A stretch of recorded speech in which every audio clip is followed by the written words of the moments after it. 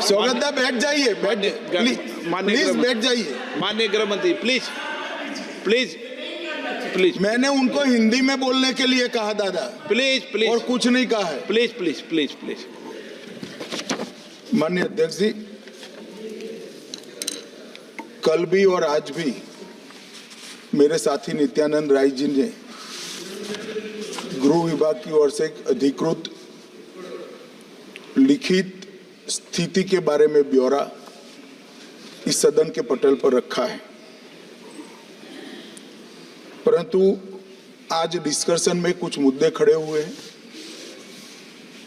उसका मेरे पास जो सूचनाएं हैं, इंफॉर्मेशन है, वो सदन को और सदन के माध्यम से पूरे देश को साझा करने के लिए मैं आपकी अनुमति से खड़ा हुआ हूं। मान्यवर, सबसे पहले तो मैं एक दुखद आपदा में जिन जिन लोगों ने अपने स्वजन गंवाए हैं, जो लोग अभी लापता है, जबरदस्त ट्रॉमा में जी रहे हैं, और जो इंजर्ड हुए हैं, वो सभी के प्रति मैं हृदय से मेरी संवेदना व्यक्त करना चाहता हूं। अध्यक्ष महोदय, एक बात मैं सबसे पहले स्पष्ट कर देना चाहता हूं कि आपदा के इस समय में चाहे भारत सरकार हो, चाहे पॉलिटिकल पार्टीज हो, समय है केरल की सरकार और केरल की जनता और विशेषकर वायनाड के लोगों के साथ चट्टान की तरह खड़ा रहने का, और इसमें नरेंद्र मोदी सरकार कटिबद्ध है। और मैं इस सदन के माध्यम से केरल की जनता और वायनाड की जनता से कहना चाहता हूं कि हर संभव मदद और हर संभव प्रयास भारत सरकार की ओर से बचाने के लिए, रिलीफ के लिए और रिहेबिलिटेशन के लिए किया जाएगा। मान्यवर, जब वेणुगोपाल जी ने बात शुरू की तब मेरा राज्यसभा में कोटेशन था, वो यहाँ रखा उन्होंने कोट कहा कि मैंने राज्यसभा में ऐसा कहा। फिर उन्होंने कहा अर्ली वार्निंग सिस्टम इस देश में होनी चाहिए। मैं सिर्फ आपके माध्यम से पूरे देश की जनता को बताना चाहता हूं, इस देश में दुनिया के सबसे आधुनिक अर्ली वार्निंग सिस्टम यहां स्थापित किए गए हैं 2014 के बाद। मान्यवर, दुनिया में बहुत कम देश है जो 7 दिन पहले आपदा का आकलन सार्वजनिक करते हैं, पूर्वानुमान सार्वजनिक करते हैं। भारत वो चंद 4-5 देशों में है जो 7 दिन के पहले पूर्वानुमान साझा करता है। कई सारे देश, ज्यादातर देश, मोर देन 90% देश 3 दिन के पूर्व में ये आकलन को साझा नहीं कर सकते हैं। हम 7 दिन पूर्व 2023 से सारे आकलन देश की जनता और देश की राज्य सरकार के लिए साझा करते हैं। साइक्लोन का भी अर्ली वार्निंग सिस्टम है, कोल्ड वेव का भी है, हीट वेव का भी है, बिजली का भी है, सुनामी का भी है, अर्थक्वेक का भी जितनी पॉसिबिलिटी है उतना है, फ्लड्स का है, भूस्खलन का है।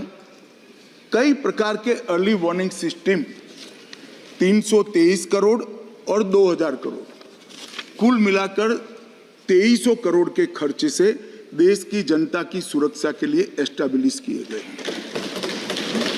फिर बशीर साहब ने कहा तो क्या हुआ? मान्यवर, जब तक हम डिजास्टर मैनेजमेंट का सवाल है और लोगों को बचाने का सवाल है, मैं कह सकता हूं 2014 के पहले इस देश में आपदा का रिस्पॉन्स करने का एक ही तरीका था, एक ही डायमेंशन था, वो बचाव का, मतलब रिलीफ एंड रिहेबिलिटेशन। आपदा आने के बाद सबको मदद करो और पुनर्वसन करो।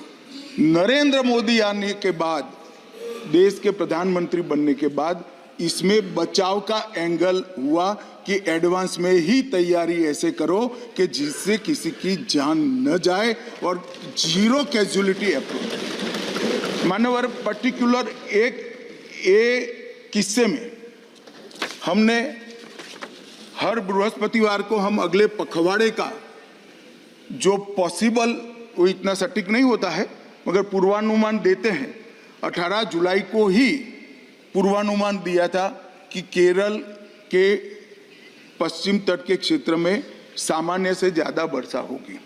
फिर 25 जुलाई को उसको स्पेसिफिक कर भारी वर्षा होगी, बहुत भारी वर्षा होगी ये कहा। और फिर 23 जुलाई को अति भारी वर्षा होगी, 20 mm से ज़्यादा वर्षा होगी ये भी कहा, और इससे भी ज़्यादा हो सकती है। 23 तारीख को ही एडवांस में क्या किया पूछा गया सदस्यों द्वारा। 23 तारीख को ही हमने 8 NDRF के पूरे दल वहां पर भेज दिए गए। मान्यवर, क्योंकि हमें मालूम था कि 23 तारीख को 30 तारीख के आसपास भूस्खलन होगा या बाढ़ आएगी या बारिश ज़्यादा होगी तो ज़रूरत पड़ सकती है। अब डिजास्टर मैनेजमेंट का हमारे संविधान की स्कीम के तहत 2 हिस्सों में जिम्मेदारी आती है। एक, दुनिया भर की टेक्नोलॉजी को भारत के लोगों के लिए यहाँ लाना, टेक्नोलॉजी का उपयोग करना, टेक्नोलॉजी से सर्जित पूर्वानुमानों का विश्लेषण करना और विश्लेषण कर राज्य सरकारों को और देश की जनता को अलर्ट करना। दूसरा, ये फेडरल स्ट्रक्चर है, राज्य की जिम्मेदारी है कि केंद्र सरकार जो सूचनाएं भेजता है इसके अनुरूप लोगों को समय से पहले ही, आपदा आने के पहले ही वहां से हटाना, उनको सुरक्षित जगह पे ले जाना। और मान्यवर, मैं कई राज्यों ने ऐसा सफलतापूर्वक करा है। एक जमाने में 2000 के जमाने में केरल में साइक्लोन आया, करीब करीब 10,000 लोग मारे गए थे। परंतु अभी अभी केरल में साइक्लोन आया, सिर्फ एक जान गई क्योंकि 7 दिन पहले सूचना दी गई थी और पूरा इवैक्यूएशन कर लिया गया था, इसलिए सिर्फ एक जान। और गुजरात में भी साइक्लोन आया, गुजरात में भी 7 दिन पहले सूचना पहुंच गई थी, पूरा एक इवैक्यूएशन हो गया। मैं गर्व के साथ कहता हूं, एक भी जान नहीं गई, एक भी पशु भी नहीं मरा है, क्योंकि संपूर्णतः 7 दिन बहुत बड़ा समय होता है।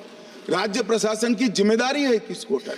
मैं कोई किसी पे दोष मढ़ना नहीं चाहता, मैं ये प्रश्न खड़े कर रहे हैं और उनको ऐसा है कि केंद्र सरकार को घेर रहेंगे, इसलिए मैं थोड़ी स्पष्टता कर रहा हूं मान्यवर। और यहां पर कई रिपोर्टों में, अब माननीय हमारे सदस्य के लिए, बेंगलुरु MP के लिए बहुत बड़ा आक्रोश दे दिया कर दिया गया, मगर ये वास्तविकता है कि IIT दिल्ली का इसी साइट के लिए रिपोर्ट दिया गया है कि यहाँ से जो अनधिकृत लोग रहते हैं उनको किसी भी स्कीम के तहत हटाए जाए। इसके बाद 2020 में भी रिपोर्ट दी गई कि इन लोगों को हटाना चाहिए, ये ज्यादा संभावना वाला बाढ़ की और भूस्खलन की ज्यादा संभावना, मगर नहीं हुआ। और 4000 परिवारों को हटाना चाहिए, वो भी इंगित किया गया कि कौन से 4000 परिवारों को कौन सी जगह से हटाना चाहिए। और मान्यवर, मुझे बोलते हुए बड़ा दुख हो रहा है, यही जो दुर्भाग्यवासी लोग हैं जिनके लिए पहले से सूचना 6 साल पहले दी गई है कि इनको हटा लीजिए वरना ये रिस्क में है, अब नहीं हटाया गया। मगर फिर भी जैसे ही सूचना आई, NDRF राज्य में जा सकती है, NDRF को लगाने का काम कलेक्टर के ऑर्डर से ही होता है। जैसे ही कलेक्टर ने सुबह 4 बजे हमें ग्रीन सिग्नल दिया, हम पहुंचे, लोगों को बचाया, सेना पहुंची, इंडियन एयरफोर्स पहुंचा, हेलीकॉप्टर पहुंचा, हमारी CISF की टुकड़ी एक वहां थी, वहां पहुंचा। सेना ने तत्काल एक कच्चा ब्रिज बनाया, उस पर से 1000 लोगों को बाहर निकाला और सैकड़ों लोगों को बचाने का भी काम हुआ है। मगर कुछ दुर्भाग्यशाली लोग थे जिनको हम नहीं बचा पाए, इसका हम सबको नुकसान, हम सबको दर्द भी है, दुख भी है और नुकसान हमें झेलना पड़ा है, उनके परिवारों को भी झेलना पड़ा है। मान्यवर, मेरा एक ही अनुरोध है कि डिजास्टर मैनेजमेंट के मामले में सभी राज्य सरकारें जितनी भी योजनाएं 2014 के बाद बनी है, एक मैं बिल भी लेकर आने वाला हूं, इसी सत्र में लेकर आने वाला हूं, इसमें डिटेल में बताऊंगा। कृपया आप इसका अभ्यास करिए। इसकी अर्ली वार्निंग सिस्टम को कभी कभार वो गलत भी हो सकता है, परंतु फिर भी किसी को हटाने में कोई नुकसान नहीं हटाया और बाढ़ आ गई या भूस्खलन हो गया तो मारे जाते हैं। इसको गंभीरता से लेना चाहिए और स्फूर्ति के साथ इसको करना चाहिए। जहां तक स्फूर्ति का सवाल है, भारत सरकार ने बचाव कार्य में कोई कसर नहीं छोड़ी है। हमारा हर वर्टिकल जो बचाव के लिए बना है, हर वर्टिकल आज वहां मौजूद है, दिन रात काम कर रहे हैं। प्रधानमंत्री जी स्वयं कंट्रोल रूम से सीधी जानकारी दे रहे हैं, मेरा कार्यालय और मैं भी ले रहे हैं। नित्यानंद राय जी हर रोज 4 घंटे वहां पर कंट्रोल रूम में खुद मेरे एमओएस बैठ रहे हैं और इसका मॉनिटरिंग कर रहे हैं। मैं इतना केरल की जनता को जरूर आश्वस्त करना चाहता हूं कि रिलीफ और रिहेबिलिटेशन के लिए हम कोई कसर नहीं छोड़ेंगे। भारत सरकार इस संकट की घड़ी में केरल सरकार के साथ चट्टान की तरह खड़ी।